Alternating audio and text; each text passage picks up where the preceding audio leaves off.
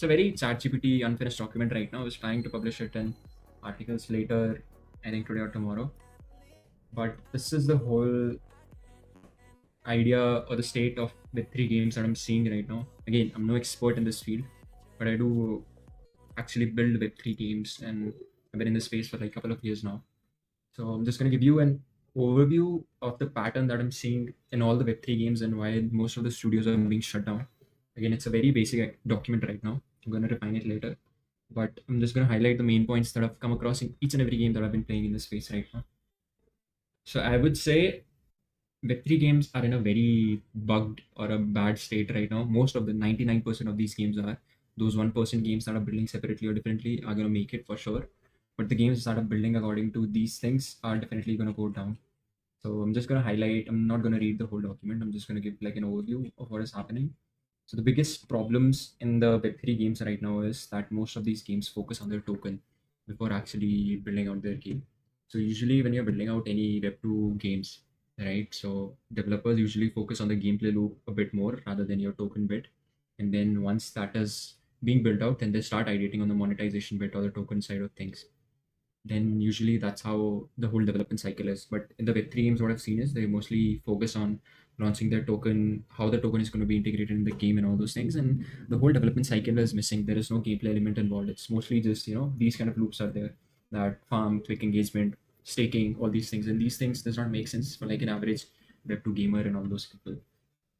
So I would highly suggest if you're launching or working on a Web3 game, work on your gameplay before. If you do that, launch your game, get some users in it, build some hype around it, then I would recommend going with a token.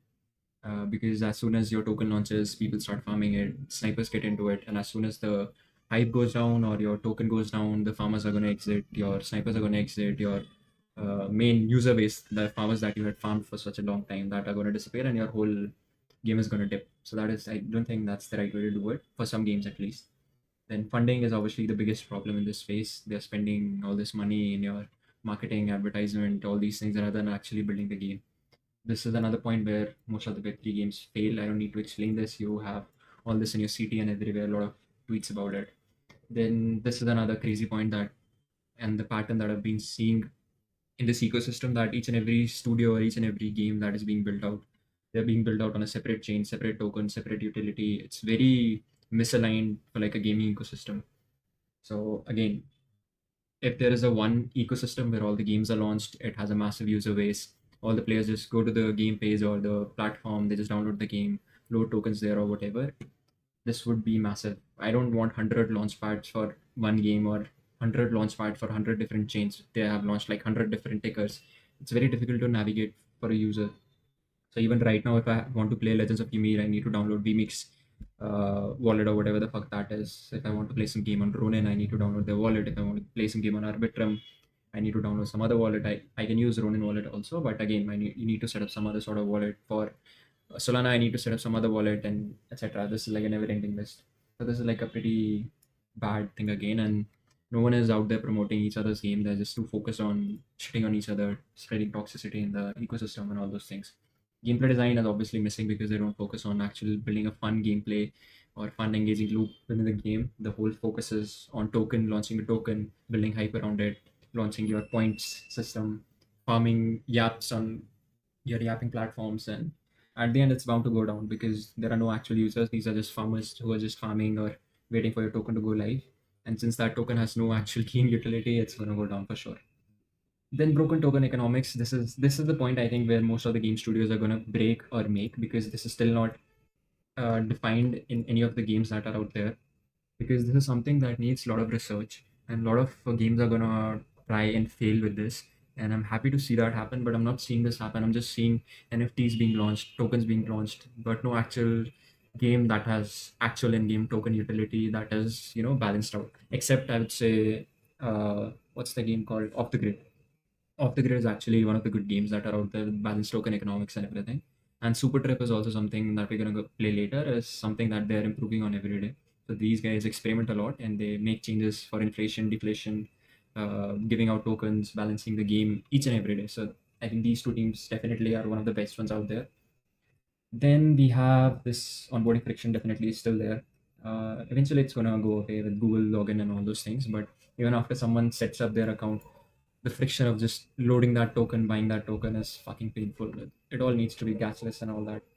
But eventually we're gonna get there. I think this problem will be fixed before any of the above problems that I've mentioned. Then you have the gambling dominance, obviously.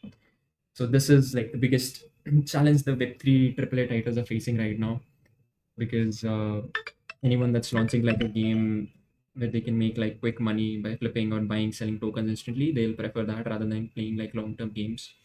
So this is like a very long-term challenge that all the studios are, they just have to fight this out.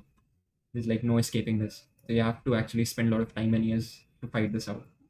And gambling is present everywhere. It's not just within the gaming ecosystem. Each and every segment is gambling dominated. You can check out the CoffeeZilla's latest video. He specifically made a video on gambling. He mentions it's everywhere in your trading apps, in your banking apps, in your day-to-day whatever apps you use. You'll find gamified gambling present there because that is the best model to retain users. And yeah, another thing what devs out there in the space can do is they can check out from the top Web2 games how they're doing it and how they're successfully deploying more updates, engaging users, retention, the main points. Because they spend years and years hiring devs or the team building out the gameplay loops over the, launching pickers, launching NFT collection and all those things. So this is again where Web3 needs to spend a lot of time. Uh, if you see the top games like Valorant, CS2, Battlefield, Arc Raiders, imagine if one of these games had like a token launched, people would definitely give it a shot. But if your game is essentially launched with a narrative that this is your token, you need to buy this token before just playing the game, and you can do XYZ these things with the token. I think that's like a major loophole. And when you get to the game, there's like nothing actually to play in the game. There are like a bunch of buttons that you can play to buy, sell, swap, stake. That's it. That's fucking it. So I hate it. I absolutely hate it. And they're getting called like games. So that's like the worst thing on top of that. And if you see in Web2 games, people buy skins because it's a sense of emotional attachment and progression. I buy skins in Valorant, I buy skins in Fortnite, I buy skins in Battlefield, I buy skins in Call of Duty because I feel like buying those skins. And I know these skins have no monetary value attached to it, and I cannot even sell those skins, but I still buy them. I buy each and every skin in Fortnite, I buy each and every battle pass. I know it has zero monetary value, but I buy it because I know for a fact that these things are going to look good and it's some sort of emotional attachment with those.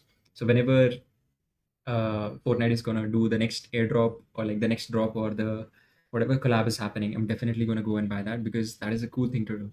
But I don't feel the same attachment or I would say progression in the Web3 ecosystem. I won't go and buy your NFT or your skin except Azuki because they actually look good and feel good. But again, there's no actual utility right now, so hesitant for that as well. But yeah, if you compare it with these kind of games like Arc Raiders, Valorant, Battlefield, CS2, even Subway Surfers, I would just buy those skins in blink of an eye because I actually like playing those games. And I know these things have zero monetary value, but still, it is a good thing.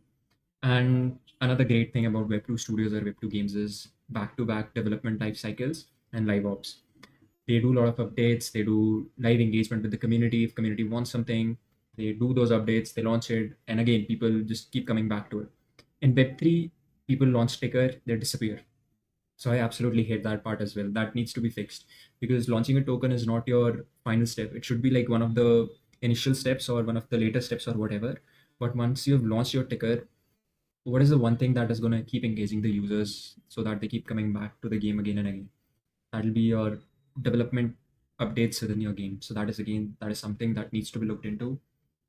And if someone is actually looking forward to building out their Web3 game, I would highly recommend that you build your game first, add the fun functionality first, and then you can focus on what chain to deploy on later, what token you need to launch later, how the tokenomics is set up, and all those things later in the second phase if your game is good enough. If you've spent like nothing on your game to make it fun, I don't think you should even launch a Web3 game. You should just stick back to just deploying something else, like launching a meme ticker on blockchain or whatever you want to do. Just make your game fun first, then get into Web3 because making a game fun first is essentially one of the biggest blocker that you're going to face rather than just deploying a Web3 game.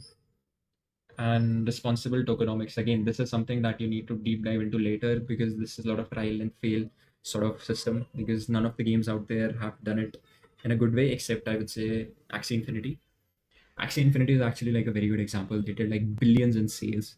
Till today, they are releasing updates each and every day. They are working on their new games. They are engaged with the community. They're experimenting still today. So I would highly recommend you guys to check out the Axie Infinity, their whole story and narrative. So it's actually pretty good.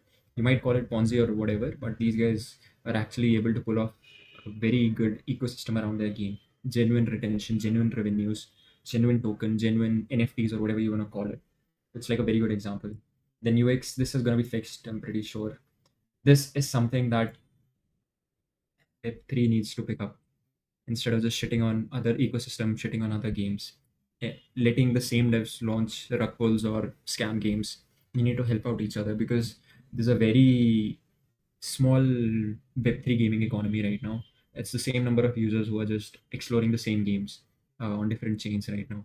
They're just farming points or whatever. There's no actual game that I genuinely want to play every day except off the grid and super plan. And then, yeah, if there is some system that where all these Web3 games founders are able to collaborate together, build together, it's going to be like a very good ecosystem because right now, if you see each and every Web3 game is struggling. I can't name a single Web3 game that is actually good and not struggling. So that is something you need to look into. And I think by collaborating, definitely you guys will definitely grow.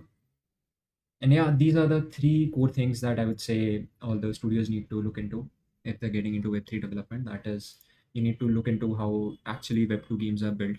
What is the retention mechanics? Why are people every day logging in and playing those games? Why are people actually buying those skins, trading it, or whatever the fuck they're doing with it within the game? So you need to study these things in detail. Then you can actually think about doing the same thing in Web3, because if your game is not successful in Web2 ecosystem, it's very hard for you to make it successful in Web3 ecosystem other than Ponzi games. And then Web3 ownership, you need to add the ownership aspect to it if your Web2 assets are actually being traded a lot. If you just launch a random ass skins within the game, no one is going to buy or trade that shit. It does not make sense. Because if you ask me, I have a lot of skins in Valorant, Fortnite. If someone asks me to trade that, I would happily do it, given if I don't like that skin or whatever. But in Web3, I would sell 100% of my skins because I don't have any sort of meaning attached to those Web3 skins, and I see all of them as just monetary assets. So that aspect is, I think, again, very bad. That needs to be changed.